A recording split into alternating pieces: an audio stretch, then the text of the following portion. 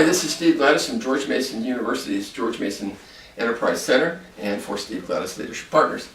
We've been talking about public presentations and how important they are.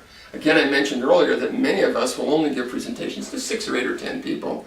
If you're interested in larger audiences, there are other techniques, but in general, the techniques that I'm showing you today work for small audiences or large audiences. One point that I didn't make earlier in the nonverbal discussion was the larger the audience, the larger the gestures. So if you've got a huge audience of 100, 200 people, you've got to make larger gestures. If you've got a smaller audience, you should make probably smaller gestures. You don't want to be in front of 4 or 5 people, even sitting around a table, sometimes during a presentation where you're using huge gestures, it kind of scares them. So anyway, gestures appropriate to the side. Let me talk now about organization. And Jim, I'm going to give you a little introduction to the organization of a speech. Speeches usually are very simply a presentation of information that you want people to use. It usually is divided into 3 parts: the introduction, the body, and the conclusion. And we're going to talk about each of those in separate segments.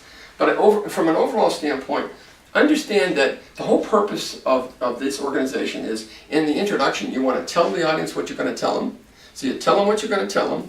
In the body, you tell them. And in the conclusion, you tell them what you told them. So it's tell them what you're going to tell them, and tell them what you told them. And that's the basic structure of a speech.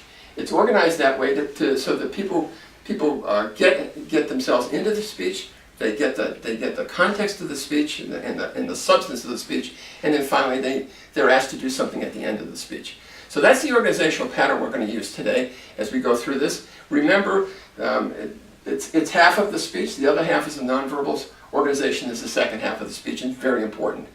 So this is Steve Gladys from Steve Gladys Leadership Partners at George Mason University's Enterprise Center, and we'll talk to you soon. Thank you.